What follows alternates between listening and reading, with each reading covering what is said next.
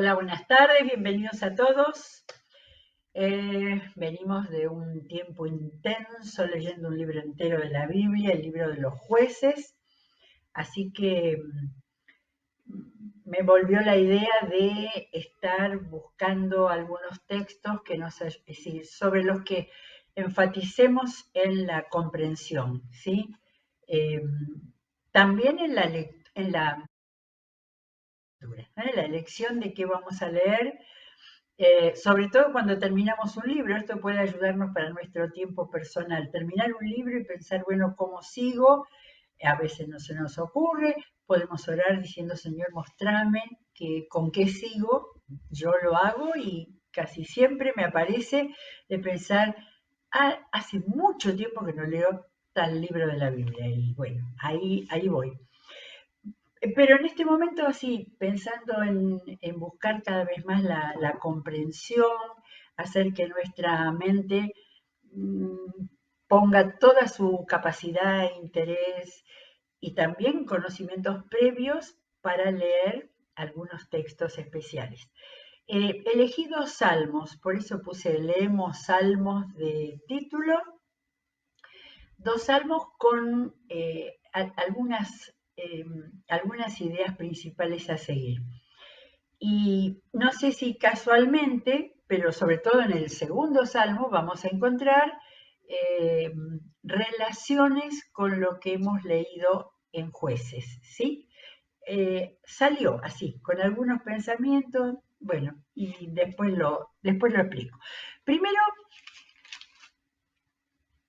leo un par de versículos y apuntamos a qué salmo estamos hablando. Esto va directamente dirigido a quienes tienen subrayados y los textos maravillosos de promesa, de bendición, de apoyo, exactamente, ¿no? Y entonces yo tenía subrayado en este salmo, claro, dos versículos que podemos llamar grandiosos. Se acordarán del Señor y se volverán a Él todos los confines de la tierra. Ante Él se postrarán todas las familias de las naciones, porque del Señor es el reino, Él gobierna sobre las naciones. O sea, para llenar el corazón y la mente de esta confianza, de esta fe, ¿sí? Casi, bueno, después sí festejarán y adorarán todos los ricos de la tierra, ante él se postrarán todos los que bajan al polvo. O sea, uno diría, este es un salmo lleno de rendición, de alabanza al Señor, de reconocimiento, sí. Pasa muchas veces con los textos que tenemos subrayados o que tenemos en la memoria, y de repente vamos al comienzo es el Salmo 22, y el Salmo 22 empieza así. Dios mío, ¿por qué me has abandonado? Lejos estás para salvarme, lejos de mis palabras de lamento. Dios mío, clamo de día y no me respondes, clamo de noche y no hallo reposo. No pareciera que fuera el mismo salmo. Y sin embargo, tenemos que muchos de los salmos, en primera conclusión pequeña, tienen distintos temas en su desarrollo, ¿sí? En una de esas no leeríamos este salmo que empieza así, con esta angustia y con este desaliento, pero no tenemos por qué dejar ninguno sin leer, pero vamos entonces a pensar en el autor. Dice, Salmo de David, de manera David pudo haber escrito esto así, Dios mío, ¿por qué me has abandonado? Lejos estás para salvarme, lejos de mis palabras de lamento, clamo de día y no me respondes. Y me acuerdo que hemos leído hace muy poquito el primer libro de Samuel, donde tenemos toda esa situación de persecución del rey Saúl sobre David, lo hemos leído, hemos seguido su angustia, ¿sí? De manera que En primer lugar, el protagonista de este salmo es David, escribiendo en un momento de angustia. Pero vamos a seguir entonces, ¿no? Vamos a seguir leyendo y vamos a encontrarnos con otras sorpresas. Pero tú eres santo, tú eres rey, tú eres la alabanza de Israel. Esa frase es muy de David, tú eres la alabanza de Israel. En ti confiaron nuestros padres, confiaron y tú los libraste, a ti clamaron y tú los salvaste, se apoyaron en ti y no los defraudaste. Está diciendo a Dios que no se olvide de él, así como hizo con los antepasados. Miren el versículo 6, pero yo, gusano soy y no hombre, la gente se burla de mí, el pueblo me desprecia. ¿Cuántos me ven, se ríen de mí, lanzan insultos, meneando la cabeza? Y esto parece hacernos acordar de algo, ¿no? Si no nos acordamos ya con Dios mío, ¿por qué me has abandonado? Jesús en la cruz pronunció estas palabras, una vez más dándonos a entender que el Señor tenía la Biblia, el Antiguo Testamento en su cabeza. Pero después ahora, cuando en el 7 dice, me ven, se ríen de mí, lanzan insultos, meneando la cabeza. Este confía en el Señor, pues que el Señor lo ponga a salvo. Estas son las palabras del ladrón en la cruz y no creo que el ladrón supiera el Antiguo Testamento. Y me hizo recordar que hay otras veces en la Biblia donde se habla de que el rey David era profeta.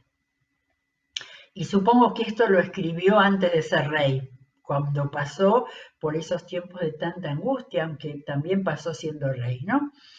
Pero entonces él, sin saber, hablando de su dolor, hablando de su estado espiritual y mental, él estaba preanunciando todo lo que iba a pasar con Jesús. Y vamos a seguir. Que el Señor lo ponga a salvo, ya que en Él se deleita, que sea Él quien lo libre. Pero tú me sacaste del vientre materno, me hiciste reposar confiado en el regazo de mi madre. Fui puesto a tu cuidado desde antes de nacer. Salmo 139. Desde el vientre de mi madre, mi Dios eres tú. No te alejes de mí porque la angustia está cerca y no hay nadie quien me ayude. Acá retoma las palabras David. Muchos toros me rodean, fuertes toros de Basán me cercan. Contra mí abren sus fauces, leones que rugen y desgarran a su presa. Como agua he sido derramado, dislocados están todos mis huesos. Mi corazón se ha vuelto como cera y se derrite en mis entrañas. Hacemos una pausa. Esas imágenes que nosotros tenemos en la Biblia, en los salmos y en los profetas son extraordinarios. Tenemos que pensar que el corazón se derrite como cera, y se derrite, se desparrama en mis entrañas. Se ha secado mi vigor como una teja. Secado como una teja. Mi lengua se me pega al paladar. Me has hundido en el polvo de la muerte. Como perros de presa me han rodeado, me han cercado una banda de malvados. Me han traspasado las manos y los pies. Profético sobre Jesús, totalmente. Puedo contar todos mis huesos con satisfacción perversa. La gente se detiene a mirarme. Se reparten entre ellos mis vestidos y sobre mi ropa echan suertes. No le pasó nada de eso a David, pero era absolutamente profético acerca del Mesías sin que seguramente él mismo no se diera cuenta. Pero tú, Señor, no te alejes. Fuerza mía, ven pronto en mi auxilio. Libra mi vida de la espada, mi preciosa vida del poder de esos perros. Rescátame de la boca de los leones. Sálvame de los cuernos de los toros. todo el tiempo son imágenes, son metáforas, ¿sí? Los males, las persecuciones, como toros, como leones, como perros. Proclamaré tu nombre a mis hermanos, en medio de la congregación te alabaré. Alaben al Señor los que te temen, honrenlo, descendientes de Jacob, veneren los descendientes de Israel. Acá tenemos de nuevo, como les gustaba tanto a los poetas hebreos, los versos paralelos. Honrenlo, descendientes de Jacob. Venérenlo, descendientes de Israel. Es exactamente lo mismo cambiando las palabras. Porque Él no desprecia ni tiene en poco el sufrimiento del pobre, ni esconde de él su rostro, sino que lo escucha cuando Él clama. Este versículo 24 es la respuesta a toda su angustia desplegada en los versículos del 1 al 23, pensando en lo propio, en su situación, en un momento de la persecución del rey Saúl. Y sin saberlo, profeta acerca del Mesías. Tú inspiras mi alabanza en la gran asamblea, ante los que te temen cumpliré mis promesas. Ya aparece otra persona el que está diciendo esto, como pasa tantas veces en los salmos. Y si estamos haciendo una lectura comprensiva, lo que tenemos que hacer es darnos cuenta, bien, aquí cambia el clima, aquí cambia la situación espiritual, aquí prorrumpen alabanza. Comerán los pobres y se saciarán, alabarán al Señor quienes lo buscan, que su corazón viva para siempre. Y acá lo que leía al principio, se acordarán del Señor y se volverán a Él todos los confines de la tierra. Ante Él se postrarán todas las familias de las naciones, porque del Señor es el reino, Él gobierna sobre las naciones. Festejarán y adorarán todos los ricos de la tierra, ante Él se postrarán todos los que bajan al polvo, los que no pueden conservar su vida. Está diciendo que ante Él, ante el Señor que gobierna sobre las naciones, se postrarán los muertos. De modo que acá tenemos algo profético también. Está hablando de la vida eterna y no tenía ni idea el rey David de esto. La posteridad le servirá. Del Señor se hablará a las generaciones futuras. A un pueblo que aún no ha nacido, se le dirá que Dios hizo justicia. A nosotros, a este pueblo que entonces no había nacido, se le dirá que Dios hizo justicia. Parece escrito por la misma persona, parece que no, pero es la realidad. Después de un momento de gran angustia y de gran desolación, aparece la esperanza y más que esperanza, yo creo que esto es la convicción en quién es el Señor. Y este era un rey, posiblemente, o iba a caminar, ya había sido. Acordémonos que cuando era todavía jovencito hubo palabra de que Dios lo iba a elegir como rey. El rey termina reconociendo que Dios es quien gobierna sobre las naciones. ¿Saben ustedes que el Salmo 22 es el más citado en la Biblia? Las palabras de Jesús, todo lo que sucedió con Jesús aparece en distintos momentos en los evangelios, en Hebreos capítulo 2, aparece también palabras de este salmo. Bueno, y un segundo, no sé si es largo, ¿leemos los salmos que son instructivos o solamente nos tientan y leemos los salmos con las grandes promesas y con las grandes palabras mostrando a un Dios bueno y compasivo? Pero tenemos varios salmos largos, que son esos salmos que han sido escritos para enseñanza, para hacer recordar. Y creo que nos viene muy bien después de haber leído Jueces, el libro de los Jueces. Es el Salmo 78, que no es de David, dice Masquil de Asaf. Asaf era del grupo de adoradores, creo que del tiempo de David.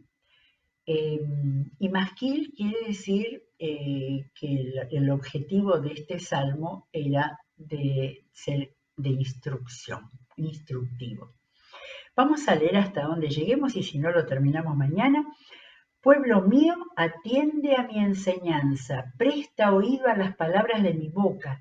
Mis labios pronunciarán parábolas y evocarán misterios de antaño. Parece un sabio maestro, ¿no? Cosas que hemos oído y conocido y que nuestros padres nos han contado, no las esconderemos de sus descendientes, hablaremos a la generación venidera del poder de Dios, de sus proezas y de las maravillas que ha realizado. Él promulgó un decreto para Jacob, dictó una ley para Israel. Ya tenemos de vuelta dos versos paralelos, ¿eh? Era como la insistencia. Si no entendiste en el primero, hay que entender en el segundo. Él promulgó un decreto, dictó una ley, ordenó a nuestros antepasados enseñarles a sus descendientes para que los conocieran las generaciones venideras y los hijos que habrían de nacer, que a su vez los enseñarían a sus hijos. Así ellos pondrían su confianza en Dios y no se olvidarían de sus proezas, sino que cumplirían sus mandamientos. Así no serían como sus antepasados, generación obstinada y rebelde, gente de corazón fluctuante cuyo espíritu no se mantuvo fiel a Dios. Acá pareciera que nos está recordando a los israelitas que vivieron en el tiempo de los jueces, ¿sí? Generación obstinada y rebelde, gente de corazón fluctuante cuyo espíritu no se mantuvo fiel a Dios. Y vamos a ver la idea de fidelidad a Dios, cómo está enraigada en este salmo. No cumplieron con el pacto. Me comí un versículo. La tribu de Efraín, con sus diestros arqueros, se puso en fuga el día de la batalla. No cumplieron con el pacto de Dios, sino que se negaron a seguir sus enseñanzas. Echaron al olvido sus proezas, las maravillas que les había mostrado, los milagros que hizo a la vista de sus padres, en la tierra de Egipto, en la región de Zoán. Partió el mar en dos para que ellos lo cruzaran, mientras mantenía las aguas firmes como un muro. De día los guió con una nube y toda la noche con luz de fuego. En el desierto partió en dos las rocas y les dio a beber torrentes de agua. Hizo que brotaran arroyos de la peña y que las aguas fluyeran como ríos. De manera que primero está diciendo que se les hable a las generaciones, que se les diga, que se les enseñe, y después empieza a contar el relato, ¿sí? Y hay otros salmos que también cuentan el relato, pero evidentemente era necesario que las mentes desde niños a grandes recordaran, ¿eh? Así que lo primero es el recuerdo de lo que pasó en el cruce de allá del Mar Rojo y de lo que pasó en el desierto. Voy en el versículo 17, pero ellos volvieron a pecar contra él. En el desierto se rebelaron contra el Altísimo. Con toda intención pusieron a Dios a prueba y le exigieron comida a su antojo. Si miráramos las referencias, está lleno de referencias al libro de Números, donde está relatada toda la travesía, minuciosamente la travesía del desierto. Murmuraron contra Dios y aún dijeron, ¿podrá Dios tendernos una mesa en el desierto? Cuando golpeó la roca, el agua brotó en torrentes.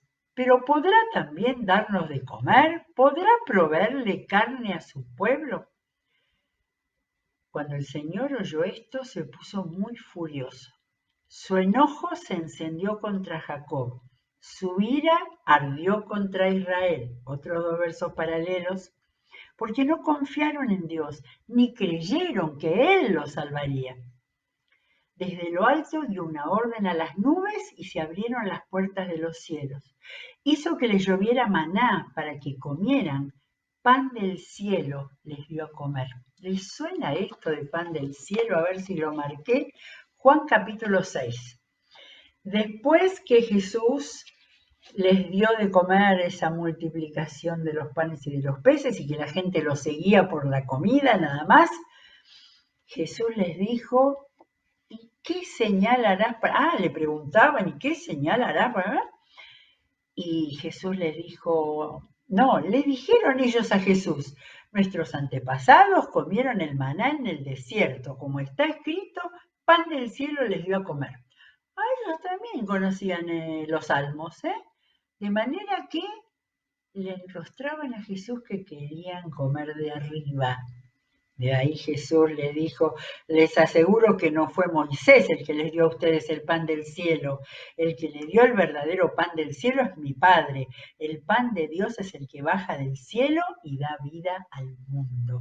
Uno de los maravillosos mensajes de Jesús que capítulo 6 del Evangelio de Juan. De manera que la Biblia, como siempre, está relacionada y hay conocimiento y las enseñanzas del pasado vuelven al presente de Jesús en ese caso. Muy bien, todos ellos comieron pan de ángeles, acá hay otra metáfora, pan de ángeles. Dios les envió comida hasta saciarlos. Desató desde el cielo un viento solano y con su poder levantó el viento del sur. Cual lluvia de polvo hizo que le lloviera carne, nubes de pájaros como la arena del mar. Más claro, ¿no es cierto? Los hizo caer en medio de su campamento y en los alrededores de sus tiendas. Comieron y se hartaron, pues Dios les cumplió su capricho. Este relato del, digamos, anciano para que aprendieran y vieran. Pero el capricho no les duró mucho. Aún tenían la comida en la boca cuando el enojo de Dios vino sobre ellos, dio muerte a sus hombres más robustos, abatió a la flor y nata de Israel. De manera, lo vimos exactamente en el libro de los jueces. A la desobediencia, la ira de Dios. A pesar de todo, siguieron pecando y no creyeron en sus maravillas. Por tanto, Dios hizo que sus días se fumaran como un suspiro, que sus años acabaran en medio del terror. Si Dios los castigaba, entonces lo buscaban y con ansia se volvían de nuevo a Él. Se acordaban de que Dios era su roca, de que el Dios Altísimo era su redentor, tal cual como lo leímos en el libro de los jueces. Pero entonces lo halagaban con la boca y le mentían con la lengua. No fue su corazón sincero para con Dios, no fueron fieles a su pacto. Sin embargo, Él les tuvo compasión, les perdonó su maldad y no los destruyó. Una y otra vez contuvo su enojo y no se dejó llevar del todo por la ira. Miren este versículo, se acordó de que eran simples mortales. Y después hay acá una metáfora, un efímero suspiro que jamás regresa. Descripción del hombre infiel que se aleja de Dios, un simple mortal. ¿Cuántas veces se rebelaron contra él en el desierto y lo entristecieron en los páramos? Las llanuras secas, desérticas. Una y otra vez ponían a Dios a prueba y provocaban al Santo de Israel. Jamás se acordaron de su poder, de cuando los rescató del opresor, ni de sus señales milagrosas en Egipto, ni de sus portentos en la religión de Zoán.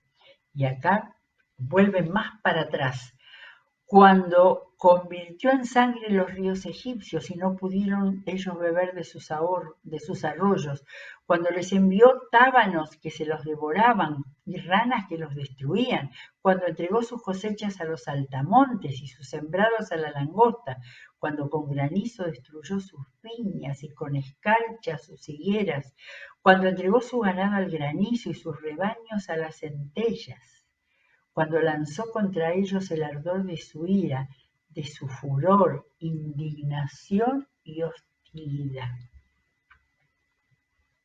Qué descripción de la ira de Dios, ¿no? todo un ejército de ángeles destructores.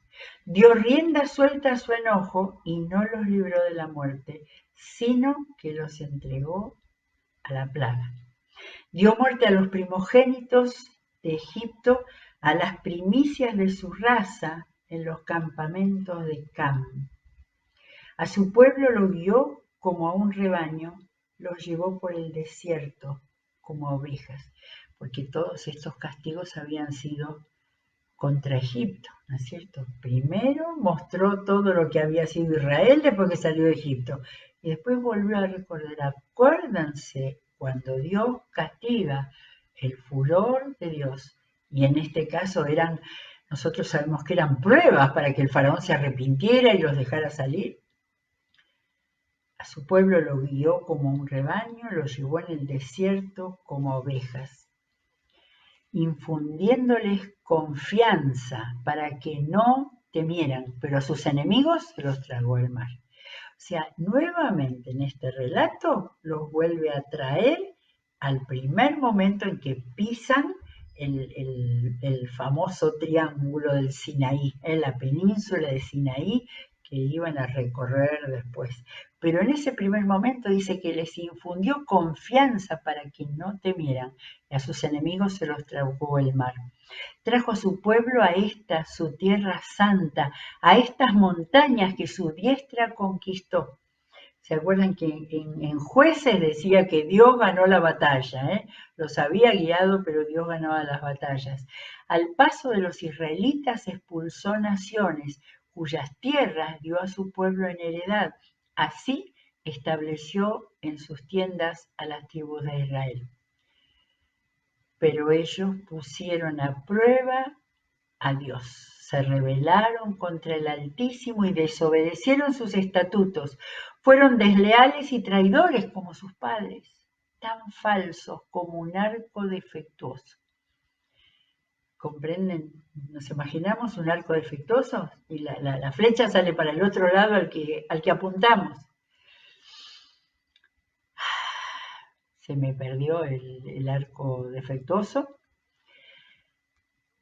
Fueron desleales y traidores como sus padres. Lo irritaron con sus santuarios paganos. Con sus ídolos despertaron sus celos. Dios lo supo y se puso muy furioso, por lo que rechazó completamente a Israel. Abandonó el tabernáculo de Silo, que era su santuario aquí en la tierra, y dejó que el símbolo de su poder y gloria cayera cautivo en manos enemigas.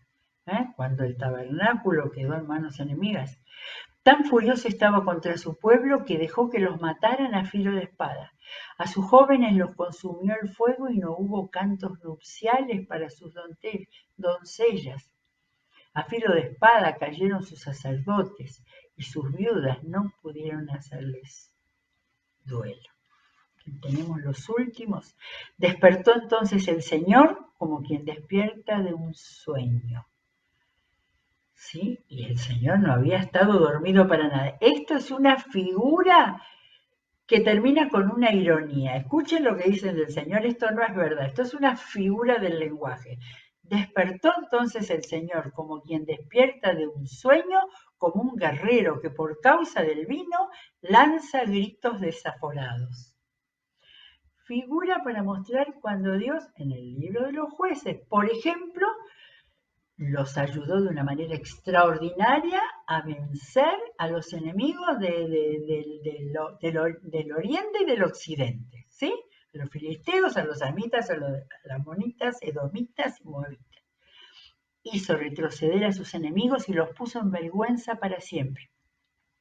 Rechazó a los descendientes de José y no escogió a la tribu de Efraín, más bien escogió a la tribu de Judá y al monte Sión, al cual ama. Y acá ya estamos en tiempos de David, en el relato, porque cuando él escogió el monte David, el monte Sión fue cuando David destruyó el lugar de los jebuseos y le puso Jerusalén a esa ciudad que él conquistó. Construyó su santuario alto como los cielos, como la tierra que él afirmó para siempre. Y acá termina el salmo que nos muestra también el tiempo en el cual fue compuesto. Escogió a su siervo David, el que sacó de los al que sacó de los apriscos de las ovejas. Acá comienza con el comienzo de David, un pastorcito de ovejas, y lo quitó de andar arreando los rebaños para que fuera el pastor de Jacob su pueblo, el pastor de Israel su herencia.